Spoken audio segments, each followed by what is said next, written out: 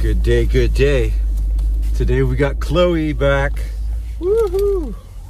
Alright, so we are just leaving a stable because Chloe has been trying out another horse, Sunny, pony slash horse, for doing a half pension. Actually close to where she was born, where she grew up as a little one. So it's quite beautiful out here. Big stable, lots of horses. But I can't get here by bus. You can't get a bus? What do you think? Tell me, what are your thoughts on everything? Thoughts on the horse? Her name's Sunny. Thoughts on how it went? Thoughts on the place? Let's go. So I really like the land. Speak up. I like the and land. lean in a little. Lean in a little too. I like the land. It's beautiful out here. It is. They seem to have a lot of like, what's it called? Greenery, paddocks. They have a lot of like Menage. utilities available for the horses. Yeah, they've got a treadmill, they've got the carousel, they've got a couple indoor arenas, a few indoor arenas, a few outdoor. Have a lot of space. And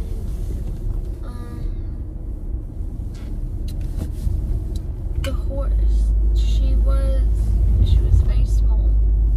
Well, you're also comparing, she was the same size as every other horse in there except for like one, except that your horse is big. So you're comparing to your horse, which is a big horse. Yeah, but like, okay, Small for you. my horse has 10 centimeters on me. This horse, I'm 10 centimeters taller than. So, I prefer bigger horses regardless. Sure. So what do you think? Do you think you'll give another go next Sunday, yeah?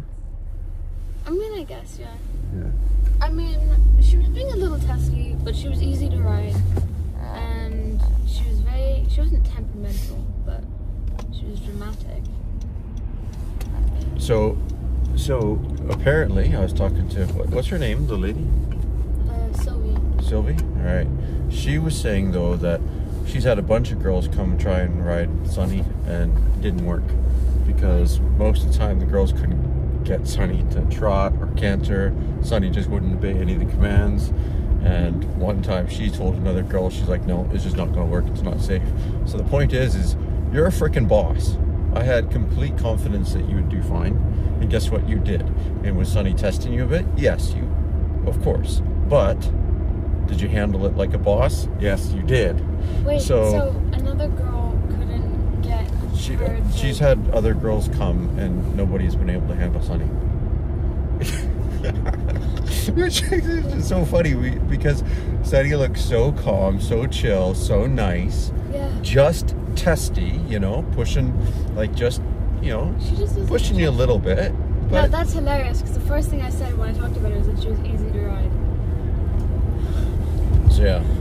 So these are my thoughts. What is that? Well, this is just it's mint tea. I think I put a ginger one in there too. Have a swig. So and then lean in here because the camera's not in a good position. So you got to lean in. So kind of what I think is, all right, the location is not obviously the best for us because it's a bit of work. But on the other hand, whatever. It's time that we get to spend chilling in the car on Sunday. That's an hour's drive, right? Half hour each way. And then you get some time, one-on-one time with Mom too. So that's not necessarily that's a good thing, right? Yeah. But then the other thing is Sunny the horse that you really want? Probably not, right? But the other thing is then you're riding a horse again, right? You'll still have Garlic to ride as well in the village, but then you're sort of in the stable. And it's like, could that potentially lead to eventually finding another horse at the same stable? Like, or maybe it's Obama, because they have another horse named Obama, which is a big horse, closer to Garlic, and you might like that too. But but this is like What is Obama? Obama is crazy. But maybe it's a different horse. You know what I'm saying? It's more like, okay, you get in the stable, you get known there, and you do a good job, you do well, and then that might open up another opportunity. Sometimes it's just about opening doors to other opportunities, and you never really know unless you go through the door, the one that's presented to you, right? So if you do it, that is possibly good. If you don't do it, well, that's fine too, but that just means you might not be riding for a while. Yeah. She jumps, and she can see distance on her own, and I cannot see distance, so... Yeah. And then the other thing was, she showed me a video of her daughter riding on Obama. Yeah. And it was just like you going through the forest, except it was a big wide open field, just straight through the field. And then the video, the camera pans over to the left, and there's Sunny running right beside it. Oh. It was cute. But maybe the video made me think of you, because it was the same thing. Daughter's on top of the horse with the reins in one hand and the phone in the other. Yeah. I told her that you would do that, but that you put the GoPro on your helmet. I never said that you did it with one hand. I only use one hand. I know you do that, but I was going to say that to her. Why? Well, because in case she was weird about you doing that on her horse. I wouldn't. It's not a pretty view. Sunny has a short ass neck. Right. Garlic, I could fit like my whole body on his neck, but not for Sunny. So that's what I think. What do you think? I mean, you'll give it another go next Sunday anyway, but what do you think? What's your initial? All your cards on the table. I thought that she was easy to ride, and that if I ride her again, I know it'll be easier next time. I felt a little bit out of practice. Yes, I haven't ridden in a while, especially I haven't ridden in an arena. Since I moved my horse to a different stable, I can only ride him in the forest, so it's not at all the same type of experience. Yeah, and also too, a few of the whole priority things inside the arena were. Yeah. A couple times I noticed that you. That I what? Oh, the priority. Yes. Yeah, that you. Actually. You got a couple things wrong, but that's all right.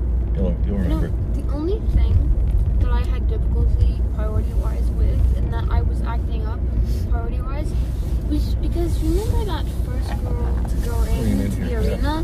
Yeah. Like, she didn't know, or if she did know, she got them mixed up because she was going on my priority, so I wasn't gonna just run into her. Yeah, you were gonna. So I switched to the other priority without changing lead. So it wasn't my fault I was doing that. It's catered to the other one who didn't know what the priority was. And then she did it again, and it really pissed me off because I was on the wall. It was my priority. No, she was on the wall. It was her priority. And I was on the wall, so I switched off and went on the inside. There's another horse, so I was going in between the two. And she just came on the inside. She shouldn't, stay on the wall, damn it. So it's not hard to remember. So what? How does it feel being a boss?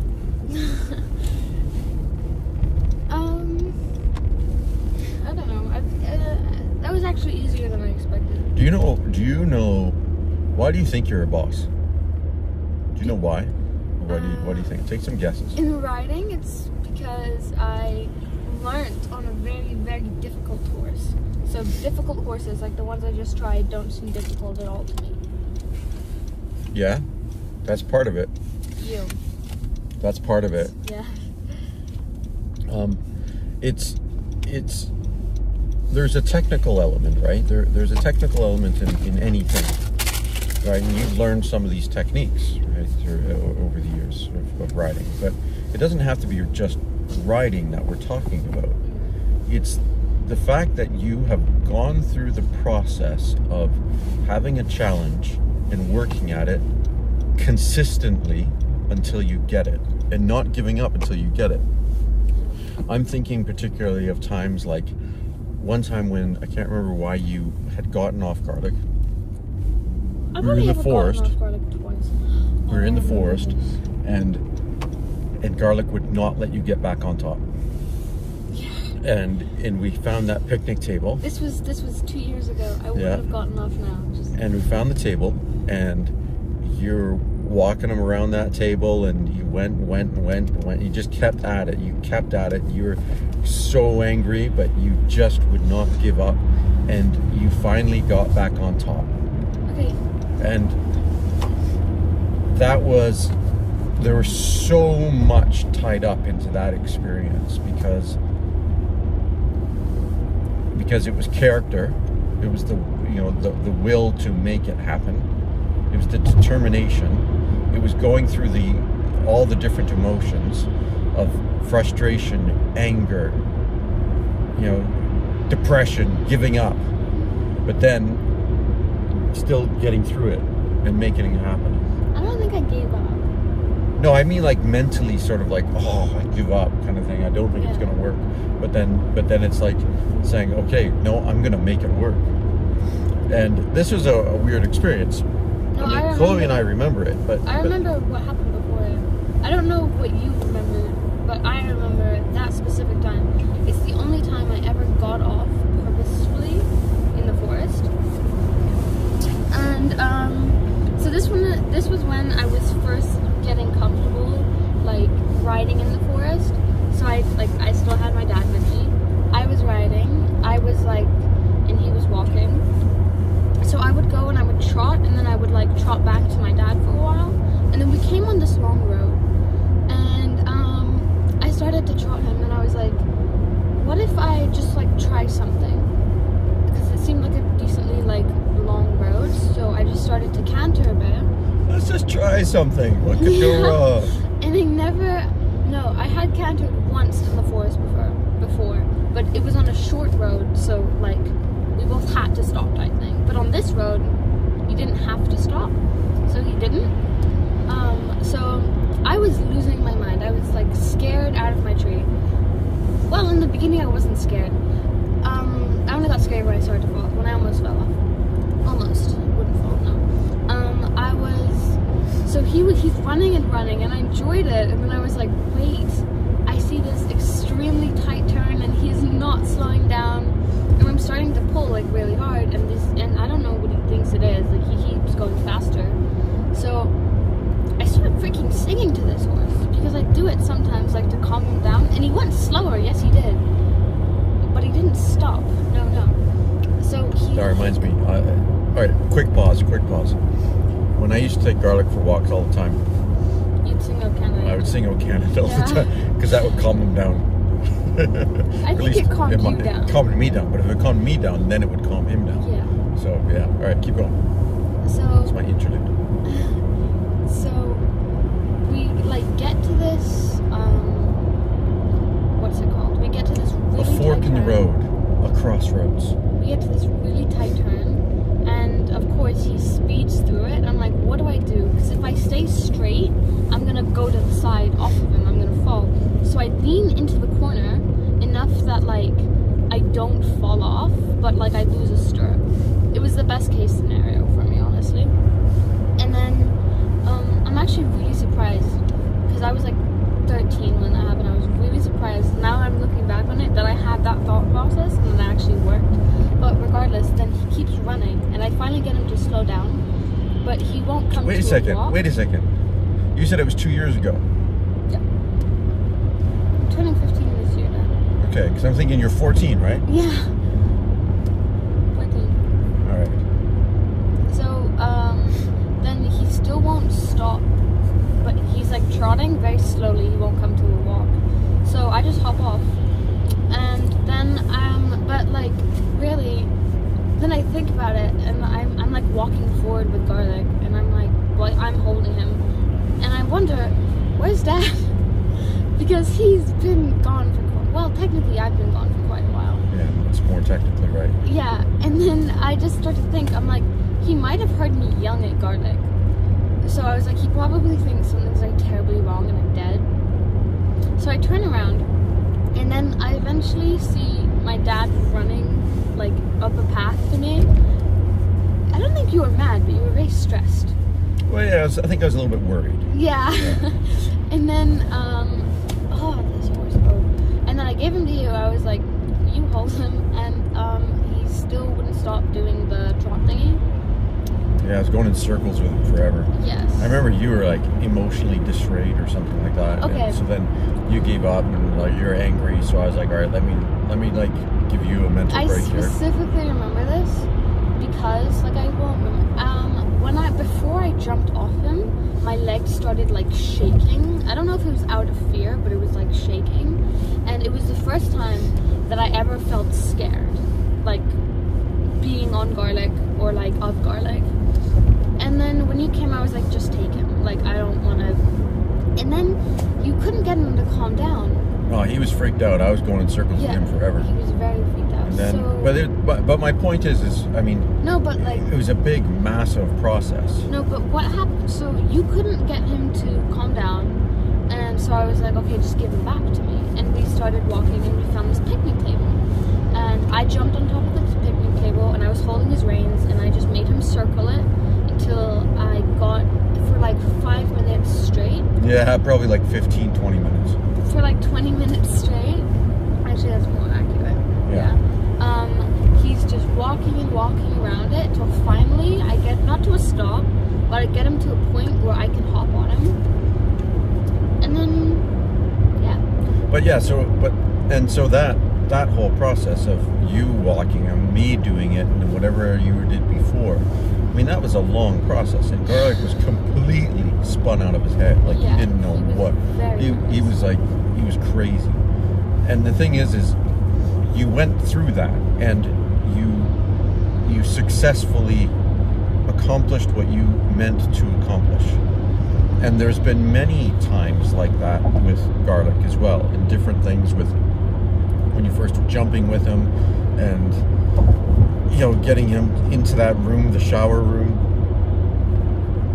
Like, yeah. it's just getting him in the trailer, right? Like, you've been through so much situations, so many situations where you've, I don't want to say that you've imposed your will upon Garlic, but I mean that you're the boss in that duo between you and Garlic, but it's taken a lot of convincing for him to do what he needs to do.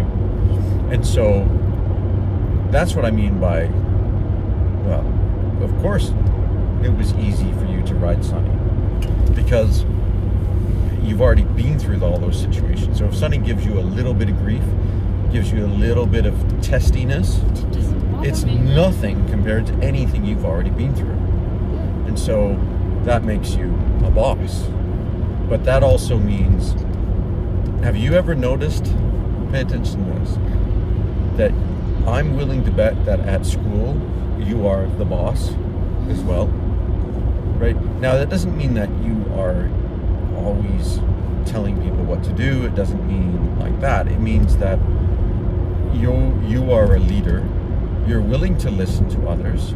You're willing to do something that makes sense to you. So if somebody asks you to do something, I bet you're willing to do it, so long as it makes sense to you, and so long as they ask you, right? But if somebody told you, Chloe, do this, what's your immediate reaction?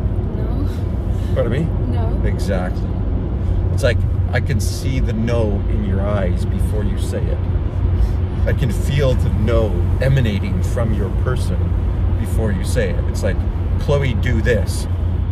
And if I witness somebody tell you to do something, my first thought is to pray for that person. And so, and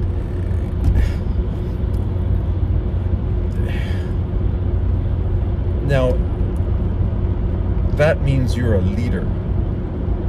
Now, you can have good leadership skills and you can have bad leadership skills. How you choose to employ that character trait is a whole other issue.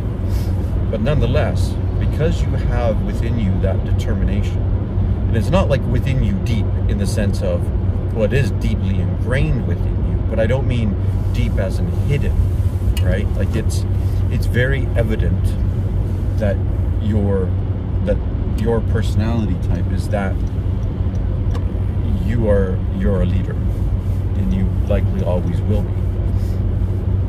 But you have to be careful with how you use those skills, right? That they're always being used to help uplift people and help encourage people and help others to get better and stronger. And those are good qualities of a leader. So it doesn't mean that you should be telling people what to do, but you should be helping them and encouraging them to do what needs to be done. Very similar to when you're riding a horse, right? Because the reality is that a horse also does not respond to being told what to do in an aggressive manner, right? It's like pressure. If you take the lead and you yank on the lead, what happens is the horse immediately, the reaction is to go the other way, right? But if you give a little bit of pressure, right, it's a little bit of pressure for communication, and then what does the horse respond to? Is it to the pressure or lack of pressure? Lack of pressure, right. So if I have a lead on you, you're garlic at the moment, you know, I have a little pressure, I want to go this way, so I have a little bit of pressure. When they move, and I don't you have to release the pressure. Right, exactly. So they know it's good. Exactly. Horses and humans don't respond to pressure, they respond to release the pressure. Right. And so you already know all of these components when you're applying it to garlic or to a horse. You just have to recognize that the principle remains the same when you apply it, but the details might change on how you apply it to people. So you're a boss, and then that also means, you know, you go into a stable, you're there for a little while, and other girls will see that, you know, whether it's watching you in how you handle the horse, also through how you communicate with them, and when they ask for help, and then you help them, and then all of a sudden somebody's away, and they're like, who can I ask? It's Chloe, right? And I think that's how you work your way up in anything, right? Even if you have a job washing dishes, you just do that little bit extra more consistently, and then when it's time for somebody to get a raise, you're the one getting the raise, you're the one getting the promotion. Apply that to any job, any skill, any whatever. I think that I could be a good trainer. Like, I feel that I notice a lot of...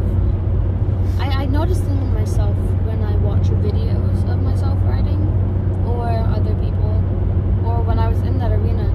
I didn't want to yell at her, but I wanted to tell her very firmly what she was doing wrong with her horse. She just... Right, but again, if you're in the position of being a trainer, then you definitely shouldn't be yelling at anybody. Yeah. And should you even be saying it very firmly? No. But it'd be just like the pressure with right? But I think I have like a good eye for noticing things. Like, okay, I have a friend who I know is a better rider than me, and sometimes like I go over to her stables. I used to do it. I did it more a while ago, less so now. And like she invited me to watch one of her training sessions for jumping, but her trainer didn't show up, so I was just there while she was jumping, helping her set up jumps, whatever.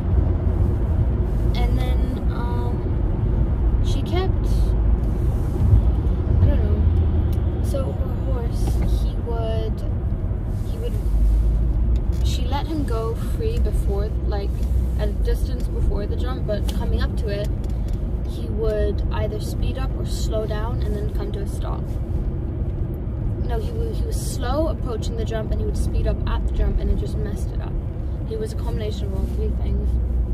And I don't know how I knew what to tell her, but I fixed it. And it's just like,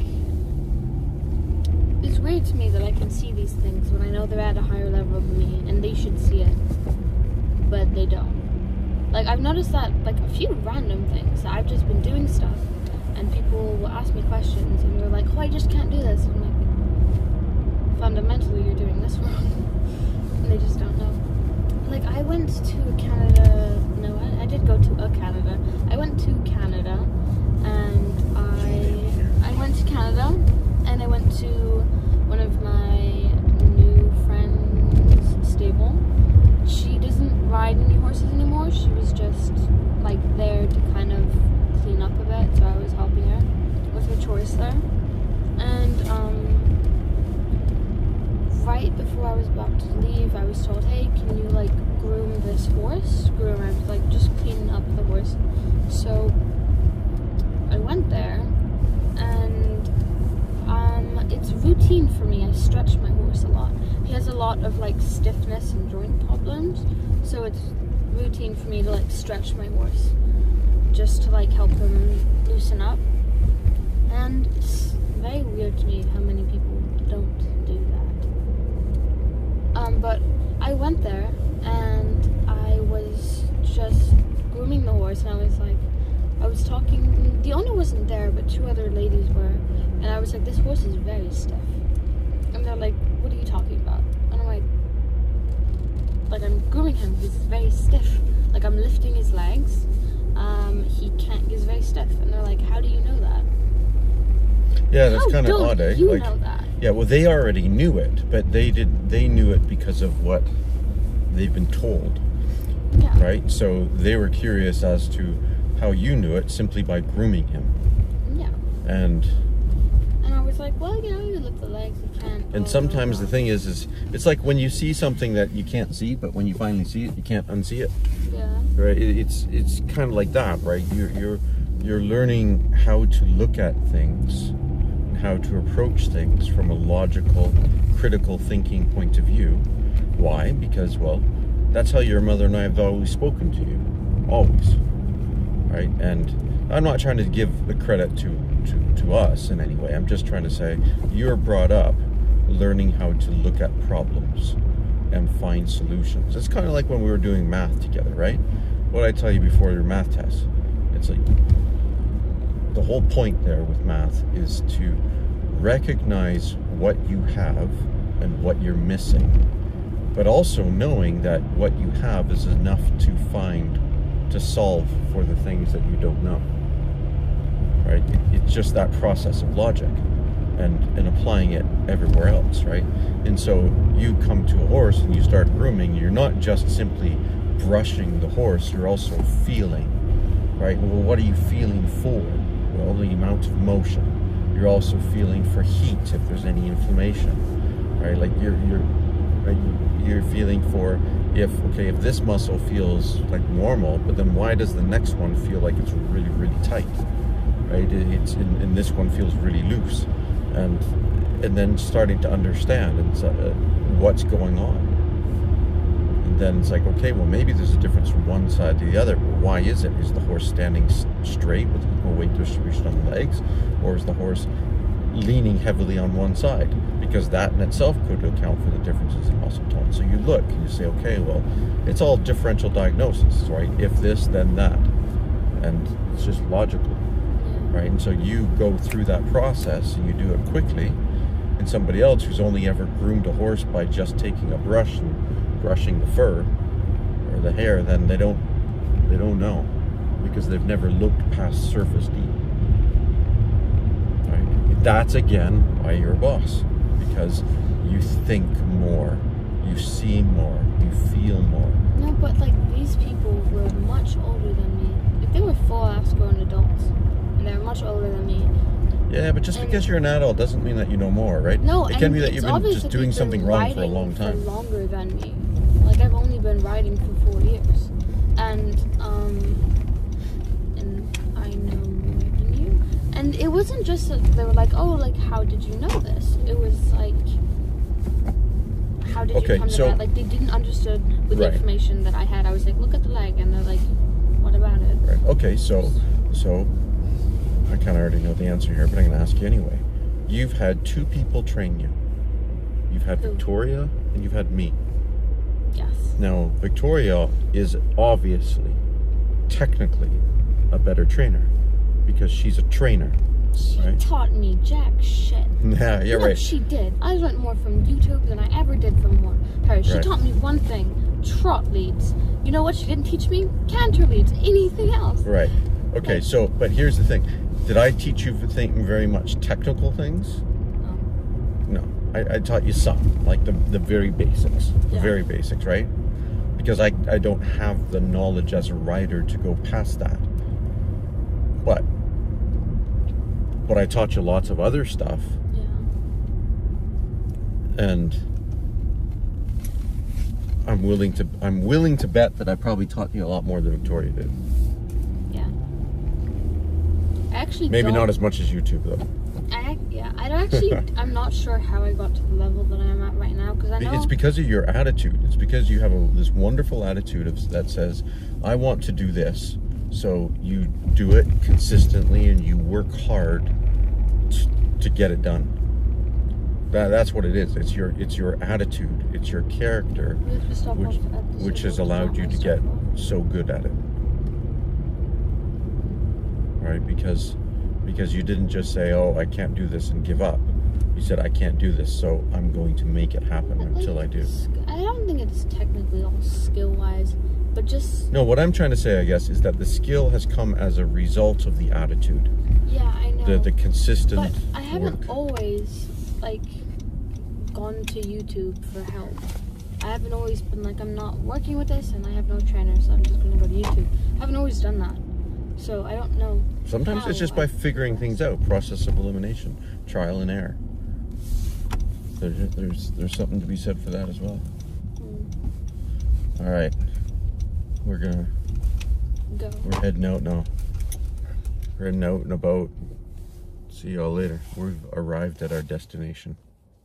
The next stable. Next stable. Bye bye.